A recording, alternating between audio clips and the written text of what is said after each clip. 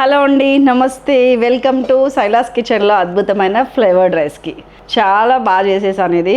అది నేను చెప్పుకోవడం బాగోదు, కానీ టేస్ట్ చేశాను కదా, నాకు తెలిసిపోతుంది ఇది ఎంత అద్భుతంగా కుదిరిందంటే అంత అద్భుతంగా కుదిరింది. Recipe is very simple. బగారన్నం కాదు ఇది, కానీ పులావ్కి ఏమాత్రం తీసిపోదు. పులావ్ టేస్ట్ ఉంటుంది, అన్నీ ఉంటాయి. దానికి సింపుల్గా నేను ఫస్ట్ కడాయి తీసుకొని నాకు కావాల్సిన మసాలాలన్నీ ఫ్రై చేసేసాను. దాన్ని మిక్సీలోకి తీసుకున్నాను. ఆ తర్వాత మళ్ళీ కొంచెం ఆయిల్ వేసుకొని దాంట్లో కూడా కావాల్సినవన్నీ వేసేసాను. ఉల్లిపాయ, పచ్చిమిరపకాయ, టొమాటో అట్లాంటివన్నీ వేసి ఫ్రై చేసుకున్నాను.